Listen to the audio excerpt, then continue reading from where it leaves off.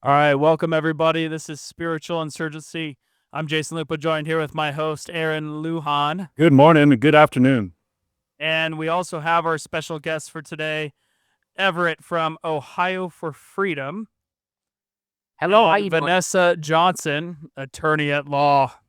Hello. And we're breaking down the Brady Boyd story, the New Life scandal, Robert Morris, and kind of what's happened since we all first reported this not too long ago, just last week. There's been plenty of additional um, information that's come out. New Life addressed their congregation. So I'm going to go ahead and pass this off to Aaron, who can kind of kick us off. Aaron, go for it. Yeah, so thanks for joining us, guys. So we saw Daniel Grofi get up on stage on Sunday with the elder board. Primarily Scott Palmer addressed the New Life congregation after the firing of Brady Boyd. They're calling it a resignation. I've been asked to resign before too. We all know what that means, right? So they went up there and essentially Scott Palmer stated in his prepared statement on behalf of the elder board that they love Brady Boyd. That was very well established. They're not upset with him. They're grateful for his service. And they went right into what I think was passing off blame. New Life Church contacted Gateway about the allegations, is the way the elder statement read. Gateway informed New Life Church the abuse was reported to the Clemenshire family, the Gateway elders, media, and legal, and that Morris had been restored, and inaccurately told New Life Church that the Clemenshires and her parents supported Morris's return. So essentially, the allegation is that Gaywood lied to New Life Church about the Clemenshire family support of Morris's return to ministry. Everett, is that how you read it? That's about how I read it. There's a couple of questions that are absolutely not answered, but I'll let those come up as we continue, if you wish. Yep. And then the other point that I noticed is this only addresses Brady's appointment as a pastor, not his appointment of Morris as an overseer. And I would kind of define that as a straw man argument. Did you guys see that the lack of them not addressing Brady's appointment of Morris as an overseer as something that was left out? Because I thought that was a really important allegation that was made that was not addressed at the elder statement. Vanessa, go ahead. Well, I'd like to see that clip. Unfortunately, I didn't have a chance to see it first, but yes, I mean, if they just conveniently left it out, that's troubling. And just from a legal perspective, you have to remember that all of these individuals are in the business of damage control right now. So everything they're doing, any statements that they issue, they're going to check legal, they're going to check PR. So that's what they're doing. And so we might expect, well, why didn't they do this? Why didn't they say that? A lot of it can be answered in that way that, maybe their legal team is not allowing them to do it. And I apologize. It is now storming. And I don't know if you heard that lightning and thunder, but. No, I don't hear anything. Okay, good. Jason, do you agree? I mean, what did you think with respect to blaming Gateway, because they're essentially saying, well, we acted in good faith because Gateway told us that the Clemenshire family had supported Robert Morris's return. Gateway just lied to us. So we're not that bad of a people because Gateway told us inaccurately. Is that? Well, I think the problem becomes that there's all of these people at New Life Church that are aware of this allegation that Robert Morris assaulted a 12-year-old. And then in the process of going through the hiring of Brady Boyd, they're made aware of this. Karen Black alerts them to the issue that her sister was assaulted by Robert Morris and that Brady knew about it. And so the story doesn't add up, because if that family had made it right with Robert Morris, why would Karen Black have approached the hiring committee and said, hey, don't hire this guy? Yeah. Right. Yeah, I mean, they can't have it both ways, essentially. You can't say that you were lied to by New Life Church, I'm sorry, by Gateway Church, therefore we're innocent, but then have all these other instances with internal communication, emails, proven through the court affidavits in the Robert Morris case that the elder board was aware. But, you know, I want to jump into what I think is the most important takeaway of this entire elder statement and what we witnessed on stage at New Life Church on Sunday. And it's the fact that we had Brian Newberg, who is currently a current elder. We had Larry Stockstill, who's currently an overseer. And we also have executive pastor Lance Coles. All three of these guys are still sitting on the board, still employed with New Life Church. And never once did the elder board, Scott Palmer specifically, or Daniel Gothi ever address this. And I personally, as a former New Life member and as someone who's seeking justice, is not satisfied by just seeing Brady Boyd get fired, because the reality is these three other men knew as well. They're still in positions of power, and they're showing us with their cards that New Life Church still doesn't give a damn about Cindy Clamashayer's justice, or else these three guys would not be in the positions that they are. Do you guys agree with me or not? Right. Right. I absolutely agree, and it's going to come out sooner or later, so I don't want to take too much time, but I have to say this. I agree with everything that you just said, Aaron, but for me, even if you go a step farther, it's those that heard that, I'm going to call it a performance. I mean, when you have a keyboard playing behind you the whole time and you have like mock tears to warm it up, it came across like a performance. But people are asked to believe that somehow Karen, Cindy Clemishire's sister Karen, alerts the search committee of as serious an allegation as you can make in the church. Is there anything more serious than the essay of a 12-year-old child? And we are asked to believe that these guys, doing their due diligence, made a phone call, and Gateway elders say, oh, no, that's all handled. And they just buy that? They say, I mean, and I said this earlier before we went on, when a homicide detective has to chase down a lead and talk to a suspect, and they say, all right, Fred, did you kill your wife? Oh, no, I didn't kill her. The homicide detective does not say, okay, glad to know the truth on that. So either these guys knew and are completely complicit in the cover-up and in the deal-making, or at the very least, were completely incompetent, because does anything demand more ruthless, absolute ruthless accuracy in the mouth of two or three witnesses? I mean ruthless to find out what the truth is. Does anything demand more ruthless accuracy than the essay of a child? I'm going to argue no. And because of that incompetence, if they actually didn't know, those guys need to be tossed out onto the street like last week. 100%. You know, they're just checking the boxes. And maybe this is something that they do all the time, right? I mean, that's what it leads me to believe. They didn't go that extra step, which was required, to inquire about what it was that Robert Morris was involved in. They just like you said, Everett. Okay, we'll just take your word for it. Oh, the family says that they're okay and he's restored. Oh, he stepped down for 2 years. I mean, that just doesn't even make any sense. Unless this is par for the course, this is what you typically do, and you're following some type of protocol and you're just checking boxes and you're not doing. This kind of stuff needs to come out, because if we're not talking about it, who's going to talk about it? How are people going to know that this is happening unless we talk?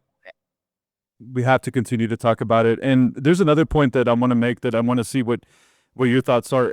The elders claim the trust was broken when Brady misinformed the board about the issue. But the elder board knew in 05, in 07, and 11. It wasn't Brady's fault that the board didn't know. And that was the way I interpreted the statement from the elder board, was that, oh, well, trust was broken because Brady misinformed the board. Well, you guys knew, and it's been proven in court documents in 05, 07, and 11.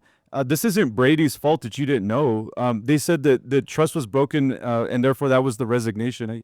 I feel like that was the elder board taking responsibility off of them and making Brady the scapegoat. Do you agree with that, Everett?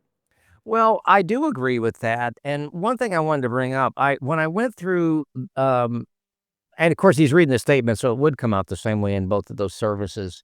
One thing I also found curious, it just illustrates the game playing and the wordsmanship and the careful crafting. They said about Brady Boyd's address, I think on June 8th, that he said things that we believe to be untrue. And then he also said, they didn't use the word also, but they said that Brady Boyd said things that we know to be untrue. So there's something that they believe to be untrue and something that they know to be untrue. Here's another thing. Why don't you just tell the congregation what you believe was untrue and what you know to be untrue? It's all wordsmanship and PR. It's legal telling them what to do. It is. Because it doesn't, that exactly. It's like, what is it that you believe to be untrue and that you know to be untrue? And I mean, how do you get around the fact that, what is it called? The select team or I know that you said it and I forgot to, not the I'm committee, trying to remember as well. The committee, yeah. the committee that, and Karen Black went to them and told them. So she went to the committee. So does the committee not have communication with the elders of that church? They're on notice.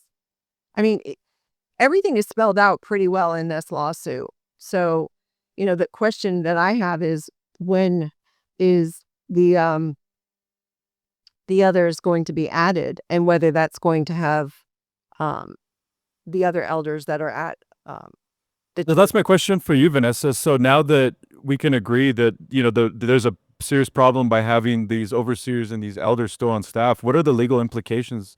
Where do you foresee this evolving with respect to these three gentlemen that I mentioned earlier? Yeah, so just based on what you shared, because I didn't, I don't know a whole bunch about exactly those people. I just know Brady Boyd, but here's the thing. This is the bottom line. When you have a lawsuit, and if Brady Boyd gets served and he's going to be served with a lawsuit, there's discovery.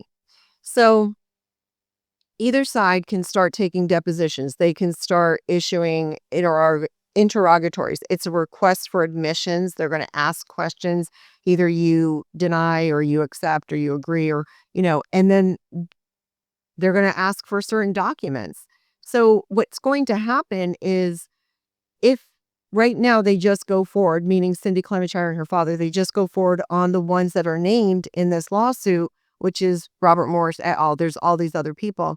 Well, through that, because that Robert Morris is already going to throw everybody under the bus, everybody's going to start eating each other, and that anybody that's on that side of the V, they're all listed as defendants. They're going to start throwing each other under the bus. So through discovery, they might find out so and so. Everett's laughing. Other people knew what they knew when, and then the other lawsuits can be filed against other people, to include those elders at that church. Does this discovery process potentially help other cases that may be under investigation that are not public, or future investigations, perhaps people that were victims that are going to be coming forward in the future? Does this legal discovery that you just said is likely to occur as a result of this lawsuit, could that potentially help these other future or ongoing investigations? Of course. When we perform discovery, and if somebody on the other side, they're fighting us, our argument is, does it reasonably lead to the discovery of potentially admissible evidence? And so in that sense, they're going to be looking at and arguing for discovery that pertains to that specific case. However, it's not in a vacuum. People are, if they're asking questions and people just in the depositions, they name people, or, you never know what's going to happen. And that can happen in the setting where those people that could potentially be culpable or liable or criminally liable, they're not there, and their names can be shared. Well, if it's something criminal, well, then that would, attorneys or whoever, they would go and give that information to, a prosecutor or to a sheriff's department to investigate. But yeah, I mean, that's how things happen, is through litigation. Absolutely. Yeah, and I think this could potentially, here's where I'm going with this. If you discover that these people are corrupt, which not discover, now that it is obvious that these people are corrupt, and you discover that there's potential legal discovery, I think this could become a tsunami. I think this could potentially be bigger than the Brady Boyd incident, especially if we find out that there's more victims and there's other cases that are going to benefit from this type of discovery. Do you, in your experience, Vanessa, you've been doing this for decades. Have you seen this type of thing happen where one thing leads to another and it just kind of snowballs and it becomes a bigger issue because through discovery we start finding out more things and more cases start getting uncovered? Yeah, it does. It does. And so, in my experience, so my background is criminal first, and I was a prosecutor. I was a public defender for a very short period of time. And I practiced in 3 different states. So I'm now in Florida. But as a prosecutor, I did specialize in sex crimes against children. So a lot of times, in conjunction with that, the families are looking to sue the parties civilly, right? So that happens at the same time or after the criminal case. Think about this. Think you can just get on YouTube or you can get on the internet and you can look at any popular or mainstream court TV case right now. Let's talk about Sean Combs, right? That's an example. What happened there? There was a civil case last year that was filed, Cassie Ventura against Sean Combs. It was settled rather quickly, but then what happened a couple months later? The raids on his homes. What happened later? He's indicted. This happens all the time. So you could have a criminal case. So just bottom line, you could have a criminal case and then it could, stem off into a civil or vice versa. We're seeing that the excellent example is Sean Combs, because there are right now at least 100 cases waiting civilly where people have filed a lawsuit against him, and their attorney is Tony Busby in Texas. So he's filing those lawsuits against Sean Combs as the perpetrator, but in civil court, right? And so in discovery, yeah, think about it. You've already heard it probably in discovery. They start, naming other people, and then they go down that route. So then who's the proper person to investigate? Well, it depends. So as I stated, if there's any type of criminal activity, whether it's going to be financial or whether it's going to be crimes against children, that it depends on who is going to investigate that. So when I first saw, I'm sorry I'm taking so long and going on this route, but when I first saw this lawsuit that Cindy Clemenshire filed, her attorneys filed on her behalf, the language in there to me smacks of a possible federal investigation. Now, I don't know anything. I am not privy to any information, but to me, just the way that some of the things are worded, it just, to me, seems like there might be an investigation going on. Why would a federal investigate? And are you referring to New Life Church as a organization would be under potential federal investigation?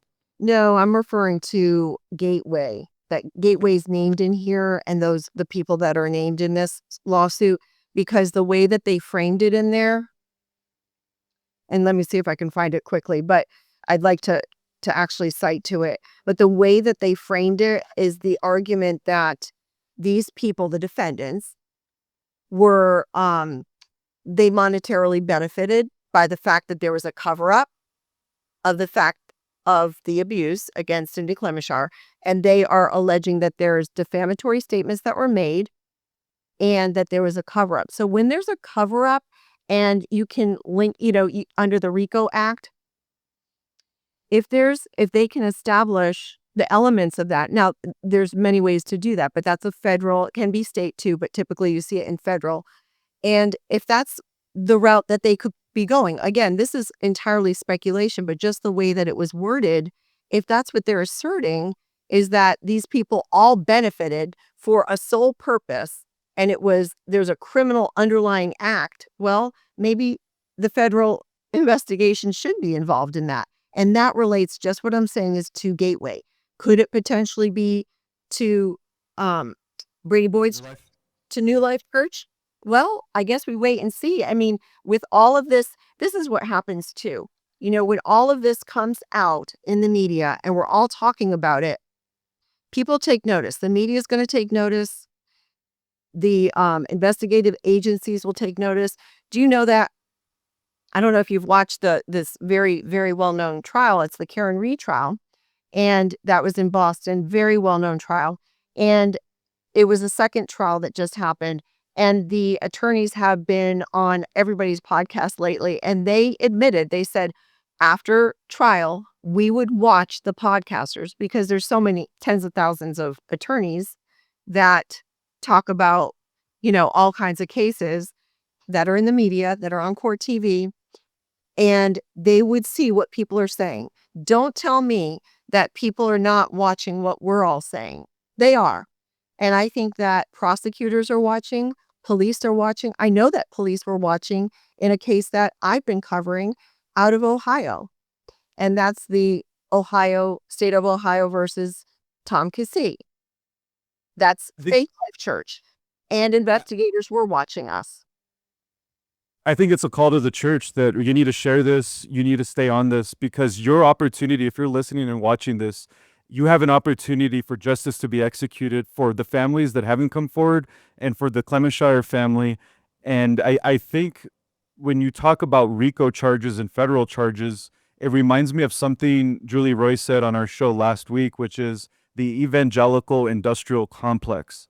If I'm understanding you correctly, Vanessa, what you're saying is that through legal discovery, it will become out in the open all of the financial connections that these churches and these ministries have with each other. So in this specific case against Gateway, we know that Robert Morris had a financial incentive. And if some of those financial incentives were connected to Brady Boyd and New Life Church and other churches, are you saying that we might get a purview and a look into the financial network and how the game is played in this so-called evangelical industrial complex? I do. And I've said this on my channel or maybe with Everett, because I've been on him with several times. I think that the grid or the first case, so to speak, is this one with Gateway. If it hasn't been done before, at least not in my lifetime that I know of. But because there's so many people named, I do think that, yes, through discovery, they can, and there is that financial aspect. So they're going to be asking financial questions. They're going to be able to get financial information through discovery. And then perhaps, they're linked, right? They've got their tentacles into these other churches because that's what they all do, right?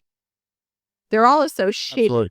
And so this might be, one investigative agency's full-time job. It could potentially be, but these things have to be knocked down, just it's bite by bite. It really is. It's taking a bite out of a big elephant continuously. And you have to process it. It's not something that's going to be overnight that happens. These systems have to be taken down.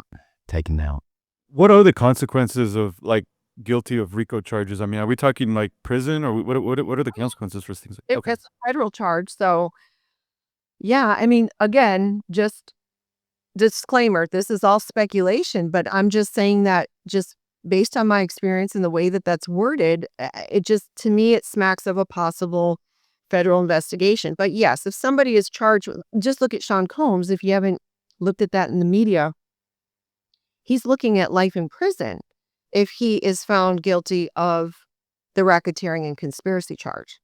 So, he's also been charged with other crimes too, but the RICO charge is the most, that has the most years, I think, attached to it, more so than the sex trafficking. I'm not quite sure that is a federal charge, but I know that he's looking at a long time, and federal's different from state. Yeah. It's very different. Something, Jason? Can we talk about the blaring question I think everybody has, that if Brady Boyd knew, then the question becomes, why would Brady Boyd put Robert Morris as an overseer of New Life Church? I mean, is there something that Brady Boyd is hiding, that he wants to keep Robert Morris happy? Was there an exchange of money? Is there an exchange of power somewhere? Do we know why Brady Boyd would have put Robert Morris as an overseer? I mean, I don't know personally, but I have my own speculative thoughts, but go ahead. Well, The way let's do it from over. I'm going a little bit different track, but it ties in really to what Jason just said. Folks, and if there's anybody in the Colorado Springs area that is a member now or has been a member of New Life, I'm so sorry, but it's time to just really look at things accurately and honestly. You've got demonstrated, it's laid out there to see. You may not have every answer, but you're looking at a group, you're looking at a leadership that has demonstrated that they're very capable in the art of cover up. They've either got to play it, we didn't know about it, which means they're incompetent, or they're absolutely willfully engaged in the art of cover up. And so, unfortunately, and I hate to say this, Jason, but I think it's just incumbent upon people that I've never seen, never will see. But if you've been associated with New Life, which has a demonstrated history of cover up, you got to ask yourself, what is it that you thought you saw, but you didn't want to see? Or you were privy to, but somebody explained it away? Jason, I got to tell you, I think there's people out there that need to come forward. I do not believe that you have seen everything that's being covered up at that church. That's just my gut. That's all it is. There are things that we haven't even heard about that we're likely to hear. And then I don't want to take too much time either, but I'd like to ask kind of a dumb duck question, because this is something I didn't know. Do Lance Knowles or Brian Newberg, do any of these guys, like, that's where they get their paycheck from the church? I don't know what these guys even do. Like, I don't know what an elder does. Like, I always thought that was like senior home facilities or something. Well, Like, but what, like, and I'm thinking, like, when I'm watching that, like, why is somebody in the same elder position for 18 years? I mean, what is that all about? But if you have a combination of an elder board where you have paid staffers and also elders that are not, why should anybody be paid to be why should you have paid staffers on an elder? I mean, that just screams corruption and conflict of interest. absolutely. Absolutely. What are they doing? This is the questions that I would encourage New Life to ask. What do our elders do, and what value do they bring to our church and to the body of Christ? I've been there for 9 years. No one, maybe I'm the slow kid in the class that eats the glue. Like, I don't get what's going on and everybody else understands. And that could very well be true. I am an average C student. But I never was no one ever explained to me, here's your elder board. This is what they do. This is how much money they make. I found out later, after leaving the church, that it's an incredibly lucrative career to be an elder board member at these mega churches. Is that your understanding of this, Everett? Well, wait, and that's what I'm asking. Right. So let me just make it a statement. If a Lance Knowles or a Brian Newberg, I don't know, have all these names at extremely ready command, but in other words, if you've got paid elders or paid staffers that were part of that original search committee, throw them out, but throw the entire system out. That is corrupt. It's only in their best interest to cover their, can you say butt on a program like this? They want to cover their butt. Everything about that is corrupt from the top down. The problem is these churches, they don't have transparency, and people have not demanded it. They haven't required it because they just elevate those that are in those positions and just look at them like rock stars. And that's why we're in the position that we're in, where they get to do they have carte blanche. They just have this ability to do whatever, and people don't question it. And I've noticed in the small amount of time, very limited amount of time, 6 months that I've been doing this, the backlash has been unbelievable. People just, they don't want to believe. And in regard to Brady Boyd's statement on June 8th, I'm very aware of that. I have watched that several times. I cannot believe how people have commented and said, "Oh, I believe that man." Now, okay, I can't sit here and say, because I had other information, I had looked at that lawsuit. So, I mean, I already knew that he knew. So, him getting up there and saying that he didn't know, to me, I was like, well, that man is lying. But people have said they're just adamant that this is a believable person. And that's what's scary, because as we go through these exposures, some of it's in your face and some of it's really subtle. So I think with Brady Boyd, yeah, he's a good storyteller. He's getting up there and he's sitting on a chair, right? I mean, right? I mean, he's, when you're a pastor, you know how to tell a story. And you also know what to say and do to get people eating out of your hands and believing you. There's a psychological component here, and there's so much warfare going on, and we're trying to get to the truth. And those that are just, they're defending the bad ones. Well, I don't have time for that. I'm not there for that. I'm there for the people that are, they're victims or they're whistleblowers, or they want to know the truth and they're sick of this and they see the corruption. That's what I'm here for. Well, even the elect will be deceived. Go ahead, Jason. So I'm assuming that with the amount of time Robert Morris was in a position at Gateway Church and the amount of time he's been a pastor, New Life Church is probably not the only church he's an overseer of. I mean, do we know if he's an overseer or has roles in other churches throughout the nation, or is New Life seriously the only one? That's a good question. I don't know off the top of my head, but we can certainly find out. I mean, that's something that could, we If should. anyone's listening, you could do a quick search and let us know and put it in the comment section. That'd be interesting to know. But I have a question for Everett and for Vanessa. Is Daniel Grothe okay with the elder staying on board? I think the question now that Daniel Grothe's in power at New Life is, are you okay with Brian Newberg and Lance Cole and these other characters to be on board, knowing that they knew that you had a pedophile as an overseer and you allowed it? Second question is, Daniel Grothe, did you know? And will you ask these men to resign? And if you knew, will you resign as well? Were you made aware of this? Because my understanding is that Daniel Grothe was there prior to 2007. I'm not certain, but I know he's been there for a while. And I know that he's been at the leadership level the entire time, at bare minimum as a pastor. So obviously this is not a provable thing, but I would reason with our audience. Don't you think it would be reasonable to believe that Daniel Grothe knew that Robert Morris was a known pedophile?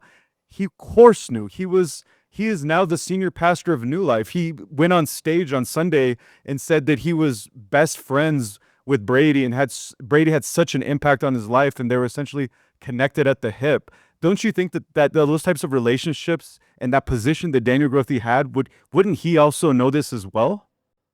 Well, he would have to know, Jason, unless everybody around there is completely false, phony, and you can't believe everything they say and they're fake and phony. And I just got to say, I'll go back to Brady Boyd on June 8th, okay? That was not Brady Boyd responding to news allegations. That was the Brady Boyd story hour. Because what did he do?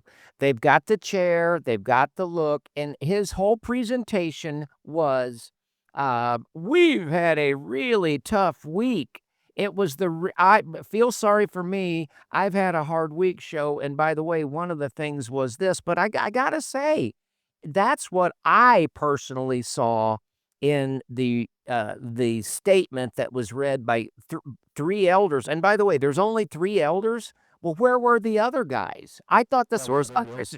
But that again, this was story, and I'm just going to be frank, okay?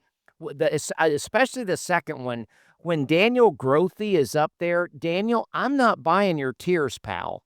And this is a time for where people need strength and they need courage. And I'm just going to say it. People can hate me. It was like a Twinkie fest to me. I mean, I was like twinked out. This fake beer stuff and Twinkie, TWINKE. I'm sorry. I found, this is me. I'm not super alpha or anything, but I found it very effeminate.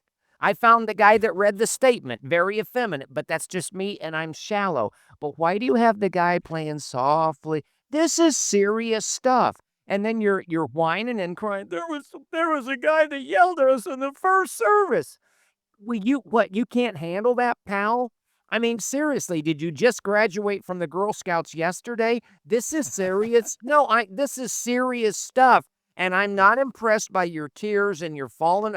This is a time that requires honesty, and truth, and a little bit of courage and a little bit of guts. And it just seemed like a Twinkie fest to me. And I bought about 2% of the whole presentation. Are we going to see that clip? Yeah, let's roll this clip. So I'm going to roll the first service clip, and then I'll go ahead and roll the second service clip. So let me clue up this first one here. A statement from the Board of Elders of New Life Church on the departure of Brady Boyd. When Brady accepted... Wow. Okay. Guys, please. When Brady accepted the call, our senior pastor in 2007, the church was deeply indebted and in crisis of leadership. 100 days into his tenure, senseless violence erupted on the campus on the form of a shooter. Brady's steady hand of leadership helped our church through extremely dark times and into a long session of peace. He spearheaded significant initiatives to the underserved in our city and around the world. Brady has also been faithful to his family. We love and thank God for the Boyd family and for Brady's service to New Life. On June 18th, Brady resigned as senior pastor of New Life Church.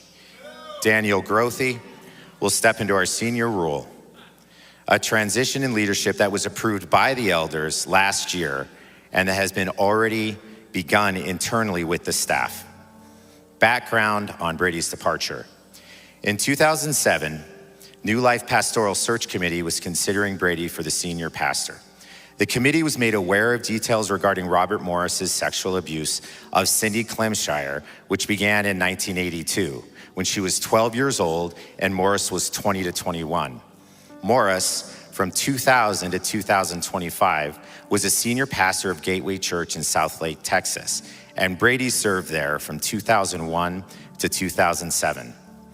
To report what they had heard and inquire further regarding the allegations of abuse, New Life representatives contacted the Board of Elders at Gateway.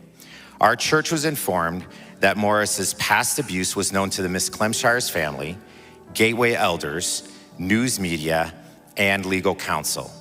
Gateway also informed New Life that Morris had been through the restoration process and inaccurately that Miss Clemshire and her parents had supported Morris's return to ministry. Based on that information, New Life believed that Miss Clemshire's abuse was known by the relevant persons, and the search committee concluded that Morris's conduct from 25 years earlier, while terrible, did not involve Brady and did not impair his fitness to serve as our senior pastor. The search committee recommended Brady for the role, and New Life welcomed him in August of 2007. Recently, Brady has insisted that he was unaware until 2024 that Clemshire was 12 years old at the time of Morris's abuse in 1980. We believe that to be inaccurate. Brady also made statements in a public address to the congregation on June 8th that the Board of Elders knows to be inaccurate. Brady had nothing to do with Robert Morris's abuse. Still, we believe that trust is the currency of leadership. When Brady recently told our congregation inaccurately he was unaware of certain details regarding Morris's past abuse, trust was broken, and the elders asked Brady to resign. This is the time of mixed emotions. We are grieving as a church. We are grateful for Brady's service, and we pray for justice and healing for the Clemshire family. We deeply regret our association with Robert Morris. At the same time, we are filled with hope for the future and believe that God will continue to do great things here at New Life Church. Most intensely, we long for a world of justice and peace, a world where God's kingdom comes on earth as it is in heaven. Thank you. Can you keep the music going? I'm very enjoying it. I know wherever it is. Oh. Hey guys, I got a mic till they shut it off. I'm sorry, that's a Twinkie Fest. Is this the Miss America pageant? We just long for world peace and goodwill to. I mean. And what? South Africa. It's crafted. Yes, we are the world. We are the. It's Yeah. gross. Oh my I'll shut up. You Why? either gotta laugh or you gotta cry. Why was and I didn't catch his name. Is he the one that stood up? Is he the one that's now the leader of New Life Church? No, that is Scott Palmer, and he's one of the elder members. He's on the board. Okay. And then the one that got up that had the I think it was like a green jacket or shirt is The guy with the long hair? yeah. That's John Egan. He's also he's the worship leader, and he's also an elder as well. Okay. So who's the guy that took over? Was he up there? Daniel Groothy comes up next, and I definitely want to get into that. And that's the bald guy that cried a lot. Okay. Okay. I haven't seen that one. But why was he approved last year to become the senior That's a pastor? great question, Vanessa. Great. Like I feel like Tony the Tiger. They're great.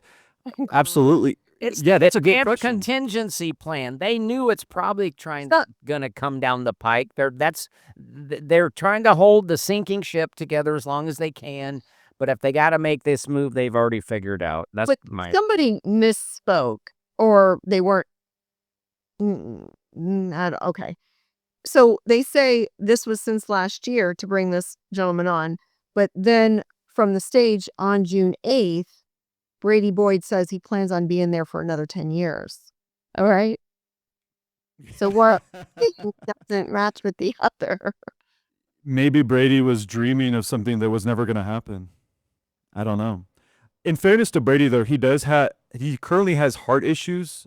So they might have made these contingency plans to prepare for That would him make not being able to fulfill the job for health. And again, we want to be as fair and as objective as possible here. Like, I Right. love that Julie Rory's always leads with facts and lets us decide. And that's what I want to do here today. Obviously, we're having this conversation and commentating, but something that was said in that statement that only addresses Brady's appointment as pastor, not his appointment of Morris as an overseer.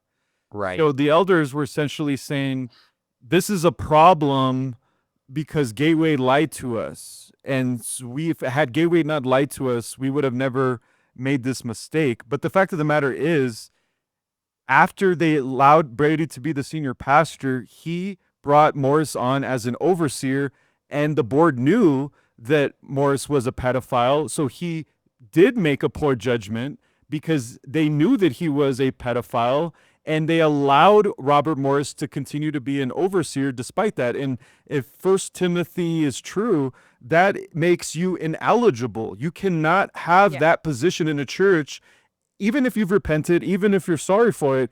You're disqualified, bro. Am I right? 100%. That's the way I think. I agree with that. He absolutely disqualified, and my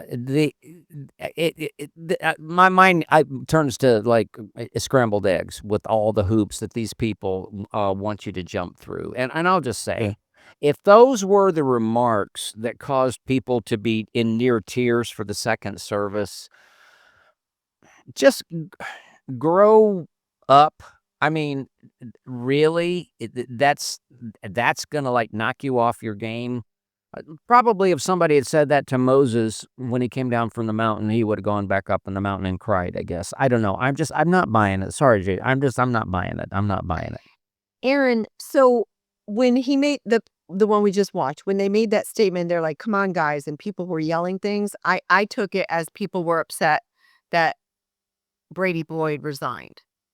Right? Is that No, that's not the way I interpret it. I interpret it as the hecklers were there in opposition to New Life Church, and the fact that they had a moral failure, and I heard the word coward being screamed out at during the statement, and also during Daniel speaking. So again, the only word I heard was coward. They were clearly upset at the reaction of the crowd, so one could only infer that as these people were opposed to New Life. They were upset with their decision, and they were voicing their opposition to New Life's decision of allowing Robert Morris to be an overseer of the church.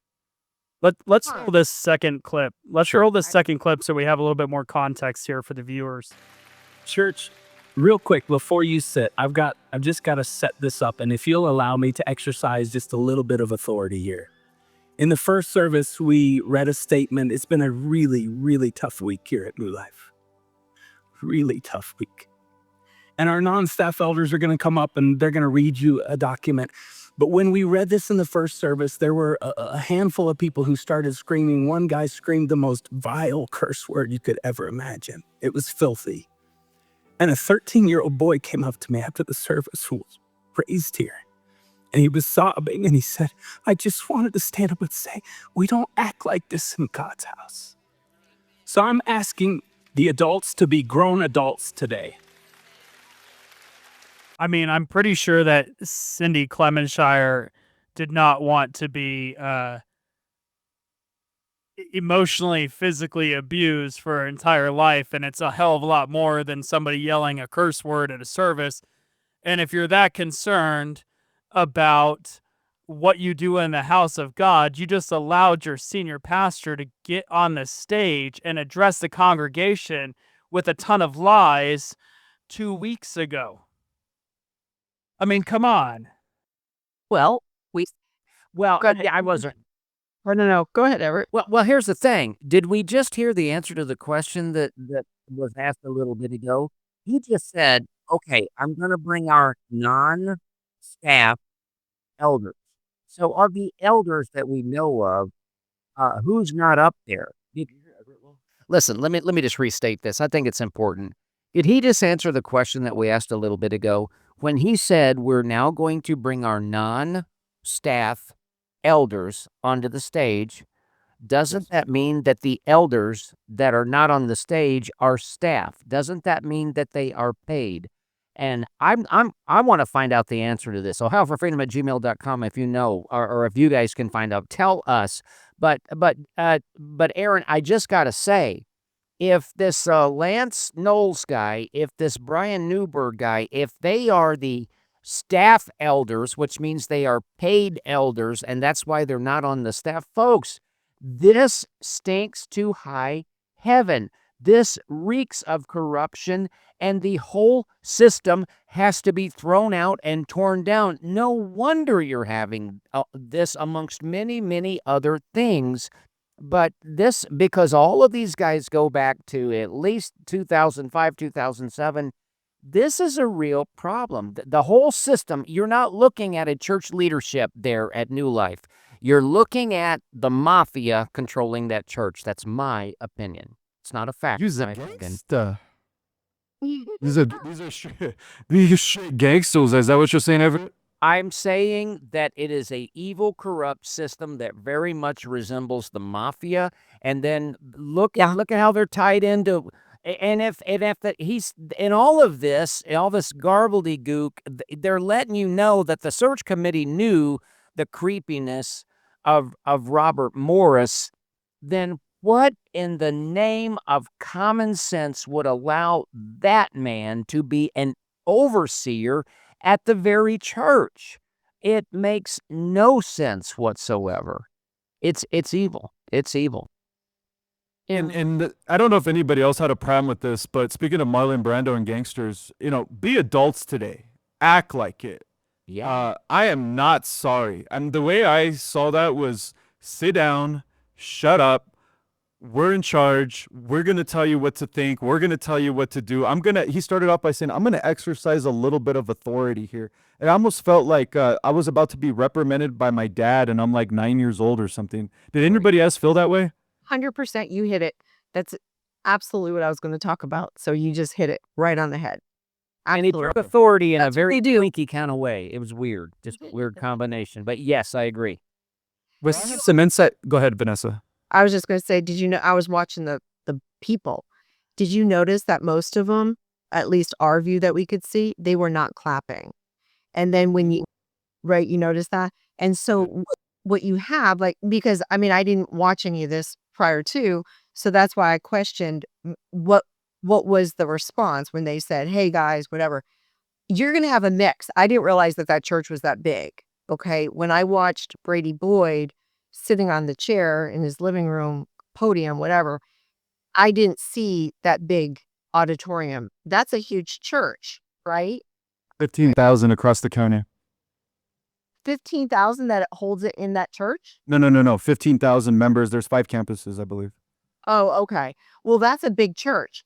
And if you looked at the body language of the people, some of them are just standing there and they're not agreeing. They're just, my point is this. They're there to see what those people are going to say from the stage. Yes. That's what they're there for. And it seemed to me that there were more of them that were not nodding. They were not agreeing. They were just there to listen from just that small little snippet. Of course, that's all I can work from. Give me more facts, I'll have another statement. But just based upon what I saw, it was really, and then the clapping, it was very, very minimal. It didn't seem like overwhelming. And something that I'm privy to that's not being reported in media just because I have so many friends that go there. If you remember, Pastor Grothy said, if anybody wants to talk about this man to man, woman to woman, get at me, pull up, I'll be available after church. Well, guess what? People tried to talk to Daniel Grothy in the media and they were brushed off. And I have screenshots of a Facebook group, the actual comments that my friend sent me. And out of respect for my friend, I hope you cropped out the to's and the froms. But are you able to pull that up? Is that something Vanessa can see? And I do not have that ready to go here. Not a problem. I'm sorry. Well, it will be. We're on the live stream right now. If you guys watch the rebroadcast, we'll have the screenshots of the text messages. But bottom line is he is lying. They don't mean what they say. There was multiple people in this Facebook thread saying we went there and we were brushed off. We were told to go fly kites. We were told. We were basically dismissed. They did not. This is all just posturing up on stage because the reality after church was they were told to go away. Are you guys familiar with Mike Bickle and IHOP KC? Vaguely. Okay. This is exactly what happened. So October 28th, 2023, a memo gets sent out. It's about the exposure of Mike Bickle. He founded IHOP KC, but just to make this story short. So then they have a church service. I think it's just days later. Okay. Michael Brown goes to the church because he has to step in and get his nose in it. But before Michael Brown even gets there, they've got the elders. It's called the ELT, the Executive Leadership Team. And it's Stuart Greaves, it's Dave Sliker, and I forgot Bennett, I think is the other guy's name. They did exactly that. So Stuart Greaves or Sliker, I can't remember which one, they said, if any of you guys need prayer and you guys want to disclose anything about what happened to you, as a victim or whatever it is, come up here to get prayer. And there is a girl, she went on Heaven Bent, that podcast, because she was R-worded. And she went up and said to Stuart Greaves, I'm here to talk about that. He wouldn't talk about it. And other people were there to talk about what happened. They wouldn't. It's the same exact thing, what you just described. Same thing. But it seems like a playbook, a mafia playbook, perhaps. 100%. Did you guys see the sermon after their elder statement? I did not. Well, I took a bullet for you guys. It was basically the manipulation of scripture. So he preached from 2 Chronicles chapter 20, which was the story of Jehoshaphat that was facing threats of these other armies that he was being invaded by. And essentially what Daniel Grothy was invoking was that New Life Church had an unexpected battle like Jehoshaphat, and that we are going to win these battles because number one, the community will assemble, which I interpreted as keep going to church. And then he later said, God sent the worshipers out for the battle before the warriors. So you need to come to church and worship. Basically, I felt like Second Chronicles was manipulated to say, keep coming to church. We're being attacked by the devil. He specifically said, we're not waging war. And I don't know if you can pull this up now, Jason. It's probably a lot to ask, but I hope we can definitely have it in the rebroadcast, where he essentially says, we're not fighting the news media. We're not fighting external forces. This is a spiritual battle. The devil's trying to take down New Life. And I feel like that was such a perversion, because all we're doing is we're seeking justice for SA victims. And Julie Royce did an incredible job presenting the evidence, and we have all of the truth on our side. And for him to stand up there and to say that this is an attack of the devil is a man that's manipulating his position at the pulpit. And I would also say this, Jehoshaphat was facing external threats with transparency. This is not equivalent. New Life Church concealed internal corruption. Those are two very different things. And so I would just encourage people to look at the Julie Royce report, read Second Chronicles, listen to what Daniel Grothe has to say, and make up your own mind. I think he's perverting scripture. Can I respond to that, Aaron? I'm going to go down a little scriptural trail, if it's okay also. Well, spiritual insurgency, brother. That makes sense. Well, we're going to insurgent a little bit here. Joshua was a very fit leader, and they were having amazing success, but he made a mistake, okay? And that is, in the 9th chapter, the kings of the neighboring areas had heard about his great success, and they prepared to go to war. But there was one group called the Gibeonites that they took another route. They disguised themselves. They pretended to have come from a faraway country. They had old, beat-up, threadbare clothes. The food that they carried was old and moldy and probably had worms in it. And they fooled Joshua and his leaders into believing that they were from a faraway land, and they fooled them into making a treaty. And Joshua made the treaty without consulting the Lord. And hundreds of years later, Saul killed many of the Gibeonites, and then after that, David was enduring famine for 3 years, and he didn't know why. He inquired of the Lord, and please, I know this. I'll bring it in for a landing. And the Lord said, it's because of the covenant with the Gibeonites that you violated. And so here's what I'm trying to say. I try to make this simple. This leadership team, this Grothe, if that's the sermon that he preached, and this whole carefully, all the stagecraft and all the manipulation and all the cover-up, these guys want to make essentially a covenant with this group of people. They want you to buy into their subterfuge. They're coming there with their sob story, and this happened to me, and it's been a tough week, and we didn't know, and it's somebody else, and Gateway's fault, and all of this. And I would just say to the sweet people there in Colorado Springs, don't buy it. Don't be, and it's so natural for people to say, well, I've gone here for a long time, and I'd hate to I'd hate to bolt now when they're in a hard time and they really need somebody to chip in and make this work. I'm not telling you what to do, except that I would strongly encourage you, don't make a covenant. Don't make it. And when I say covenant, I mean that in a loose. I would not make don't make a deal with the devil, because the devil's trying to make a deal with some folks there in that church right now. I don't know how to say it any other plainer. I would not fall for this subterfuge. I would not be enticed into that deal. It doesn't pass a smell test. You know what's really cool is, Aaron, you're not familiar with the IHOP-KC scandal. Are you aware of the Faith Life Church scandal with the Cassis? Or I'm sorry. That's great. No. That's what lends the credibility to this discussion right here.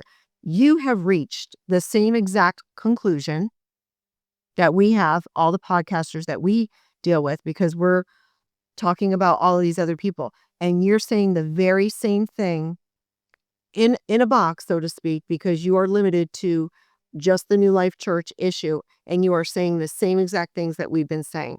So that lends a lot of credibility. Oh, that's good to know. My ignorance and lack of reading is helping out. I appreciate that. I hate to say it. How many times? Quit. Seen and researched a lot of these cases. I have a question about the mentality of the congregations to choose to stay at these churches after these scandals. It seems very cult-like and almost like they've been brainwashed for so long that they just stay. They have some of them, and Everett, you can probably share. I mean, I get attacked. I mean, I'm sure Everett, you do too on your channel. I'll get, just very nasty comments. If people are being very rude, I will remove them. But what I notice is that I think that it's cognitive dissonance. They're just, Yes. a lot of they just can't handle it. Right. And so then they attack. Some people's personalities is just going to manifest in a certain way. Some people will just, they'll just listen to it, but they're like, oh, I don't agree and I'll move on. But some of them they have to attack and they can't stop. And they really vomit some really vile things. So it's questionable to me whether they are in fact Christians. Now they're proclaiming to be, and I get it. You can, but I just, on a stage like that, people can see your comments. That's how they respond and they're going to attack. But for the most part, there's a lot of people out there that they've been through so much. They can be whistleblowers, they can be abused, they've gone through so many things. That's pretty much our audience, so to speak. But yeah, then they're talking about people. They're like, oh, I try to tell people not to go here and there. I think it's a combination of things because they're just so used to going there. Their family, oh, they've got a great program for the kids. I know that's going on, but yeah, let's, and oh, they're reaching souls. They're jet setting around in their jet and they're going to other countries and they're preaching the good word. And look what they've done. They've raised money to build drill these holes for these wells, whatever it might be. It could be that anybody's going to find a reason to justify their position. But at the end of the day, it's all a heart posture. If you're seeking truth, if you're seeking God, you're going to see something that's not quite right. And there's all of us talking about this stuff out there. It is exposure after exposure. There's no way to avoid it at this point in time. And you're going to get smacked in the face with it if you're just going to continue to run away. There's always going to be people that will remain loyal to the bad guys. That's the way that the world works. You can't see them all, right? Yeah, absolutely. No, it's a 100% cognitive dissonance. And it's scriptural too. Even the elect will be deceived. And then in Revelation, we see, Lord, Lord, in the last days, they'll be saying, didn't I cast out demons in your name? Didn't I know you? And Jesus will say, I never knew you. Depart from me, you evildoers. He wasn't talking about the unbelieving people. He wasn't talking about the people outside the four walls of the church. He was addressing people that go into church every Sunday and sit down and listen to these ravenous wolves every Sunday that are just grabbing money out of their pockets and they're sending them to hell is what I think is happening.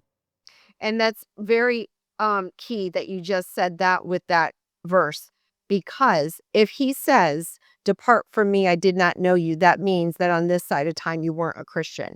And so that is the big question. Are these people, these pastors, Michael Brown, Mike Bickle, Brady Boyd, are they Christians? Well, you have to look at the evidence, and then you have to apply scripture.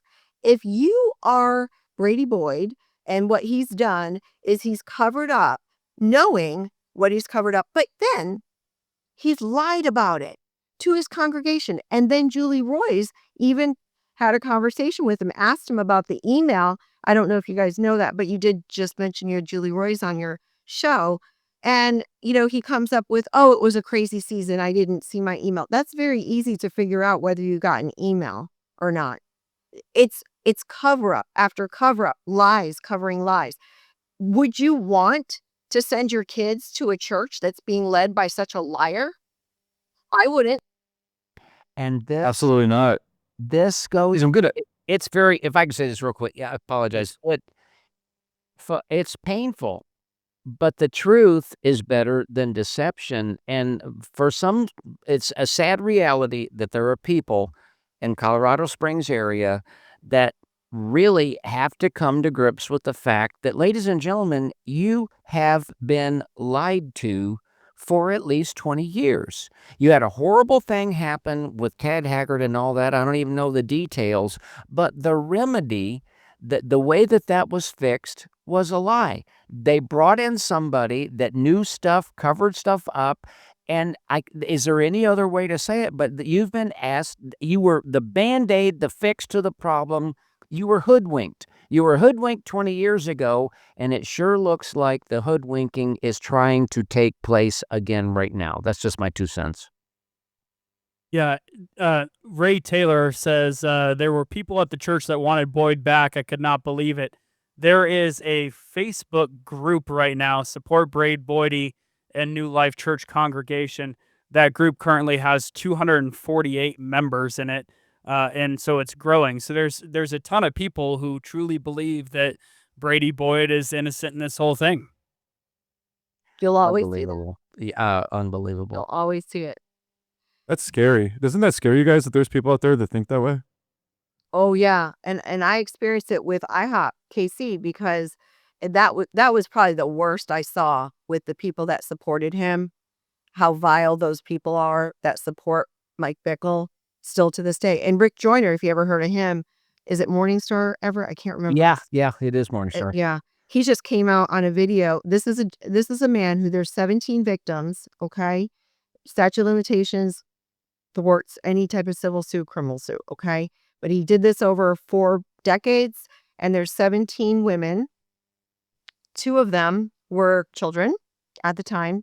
And Rick Joyner comes out recently and says, and mind you, Mike Bickle has not repented. And Rick Joyner comes out and says, oh, it's time to bring him in and restore him back to ministry because there's a lot of years ahead. He's going to do good things. So, Vanessa, IHOP is a tourist destination in a lot of ways, right? People go for an experience, then they come back. So does that make that situation way different than every other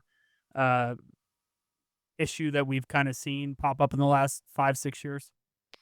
So it did have that component, but it also had, a missions base there, and they did a lot of other things, and they had a lot of people on staff. They had the worship teams there. They had the global prayer room. They had other prayer rooms. They had, oh my gosh, they had a lot.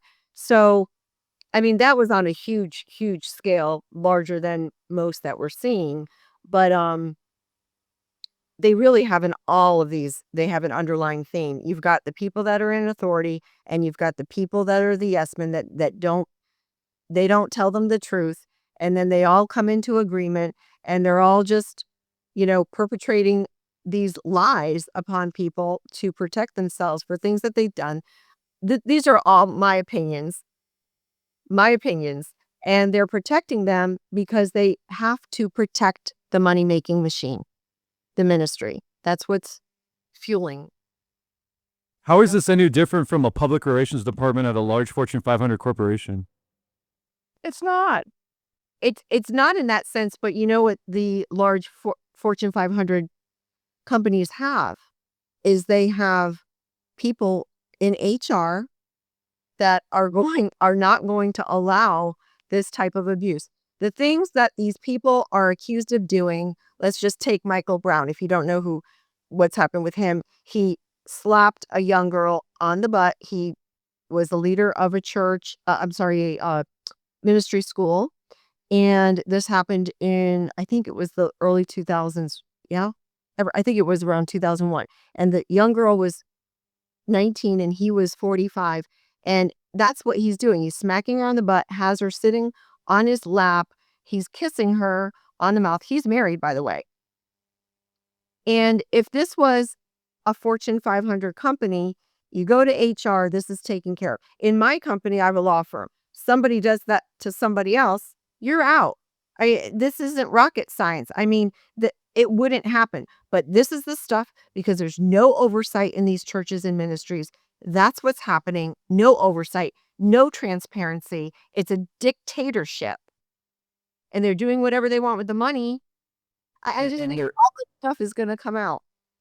And I think they're more effective at it because it's spiritual abuse. They're using the word of God. They're using the spiritual authority that they've been given to do this to kids, to do this to young women, to do this to young men. This is what makes it so much worse, because at least in the Fortune 500 company, they're not invoking the name of the Lord when they're doing this. Right. Exactly. That's what makes it even worse. I'm telling you guys, these guys are good at this. I'm sorry. The first time I ever saw Daniel Grothe is when he's taking authority. I got to take a little bit of authority here. The same guy that is taking authority is crying on stage. I mean, he's crying on demand on stage, and this is your leader. Can you? Look. All the Ted Haggard history, I don't even know that. But let's go back to 2005, 2007, or whatever. The same team that brought you that answer is the same team that put a file as an overseer. There has never been a remedy for this place for at least 20 years. But trust us. We want peace and justice. That right. Yeah, and it's also really quick, guys. Another thing that I want to bring up that Daniel Grothe said is that he equated, in my opinion, the Inquisition of Brady as cancel culture. He says, I call garbage. Cancel culture is when you tear down the people that you hate. And he goes, and we reject that as the people of God. When in reality, this is not cancel culture, Daniel. This is First Timothy chapter 5, verses 19 through 20. And you're a doctorate. You went to theological school, so you should understand this better than anybody. It says, do not entertain an accusation against an elder unless it is brought by 2 or 3 witnesses. But those elders who are sinning, you are to reprove before everyone so that the others may take a warning. So we're doing the reproval process right now, Dr. Grothe. This is not cancel culture. Do you guys agree? Just some reverb, but yeah, I heard everything you said. And I love the fact that you're reaching the same conclusions and citing the same scriptures that we've been talking about and all the other podcasters are in regard to exposure. That it's the same thing. It's the word of God. It is. It's the same. The word of God stands on its own. This conclusion that you're coming to, you're not familiar with this episode, case, or whatever, but the Faith Life Church here in New Albany in Ohio, the Cassis, she just posted a video consulting ChatGPT. What would ChatGPT say that the devil would want to do to destroy the church? And guess what? ChatGPT says exactly what you were just talking about. Everybody that's speaking the truth, everybody that's exposing anything, that's a spiritual warfare. That's the devil coming against it.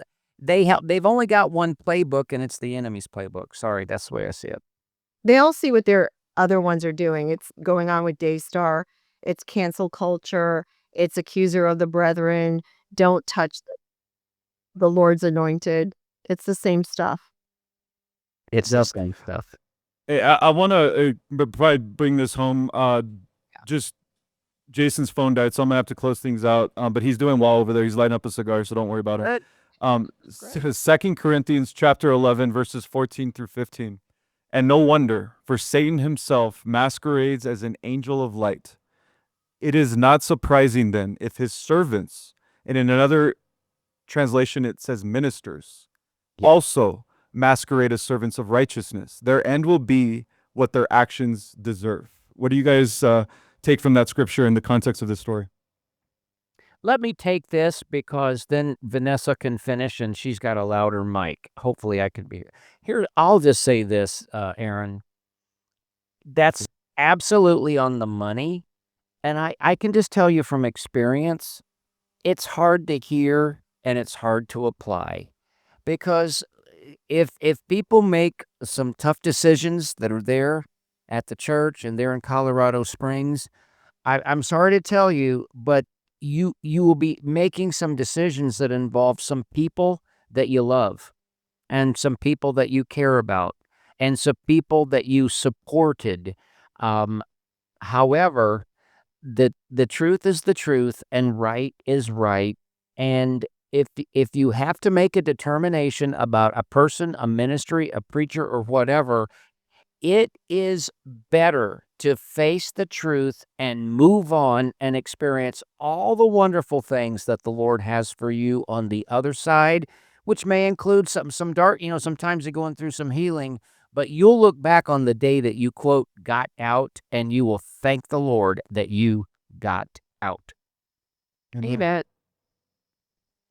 Vanessa, can you give us some parting words? Maybe whatever's on your heart. Well, anybody that watches me or ever, we're going to keep fighting. This is what we've been called to do. People don't like it, but you know what? When you stand for truth, you're going to make enemies.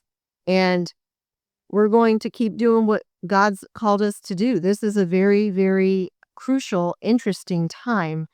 And it, they're going to awaken. And there will be some of the pastors that have done bad stuff. I think that some of them will repent. That would be great. But what we're seeing, unfortunately, is most of them are not right now. And that doesn't mean that we back down. And this is about justice. It's about serving the victims. Very important position and vantage point for me, because I am just naturally a victim advocate. And then, of course, my background being a child sex crimes prosecutor. And that's what we're here for, because this has been going on for so long, where the victims are just abused, and then they're abused again, but because they're attacked and they're called a liar. And then anybody that sticks up for them, they just want to demolish them. It is a mafia mentality. Get rid of them. Get rid of the ones that have been abused. And it's just no more. God is so sick and tired of this, you guys. He's so sick and tired of this. Amen. He's purging the church, because the church doesn't look anything like it should. So well said. This is modern day table flipping. This is modern day whipping. We're just wanting to be used. We're wanting to see Jesus's church spotless, stainless, clean. The church, he's coming for his bride, and he's cleaning house. And we just ask for your prayers. Pray for Vanessa Johnson. Pray for Everett. Pray for Jason and I. This is a scary time. I wake up some days and I'm like, man, what did I just get into? But I have the peace of God, and that's the most beautiful thing, that when you're in the storm, and I think Everett and Vanessa would agree with this, is that when you're fighting, when you're in the arena, God gives you his peace, because when you stand on truth, he gives you your peace. Would that be fair to say? 100%. 100%. Absolutely. You guys can find Vanessa Johnson on YouTube. She's, I would argue, the preeminent attorney on YouTube with regards to SA cases, and she just has a wealth of experience and knowledge. I've been watching her videos like crazy. She's excellent. Everett, Ohio for Freedom, thank you so much for joining the podcast, Everett. We hope to have you back, man. I love watching you. I actually watch you, not even so much for the content as I do for the jokes. My wife thinks you're hilarious. Spiritual Insurgency with Jason. And let's leave looks out of this. Thank you. Hey, she's married to me, Bill. Come on now. And you can follow Spiritual Insurgency on YouTube and Rumble. We're also going to air this on 6:70 a.m. on Saturday. Here in Colorado, we hit a couple of our neighboring states. So there's a lot of non-internet, kind of old school, maybe baby boomer people that have been in the church for decades. They're going to get a taste of Vanessa Johnson and Ohio for Freedom on Saturday at 9 a.m. and 8 p.m. on 6:70 a.m. And we're also going to air this on KGFT 100.7 FM at 9 a.m. on Saturday. We're not backing down. Let the devil know. Thank you for joining us. God bless. Thank you so much. Really appreciate it. Thank you. Thank you, guys. Take care.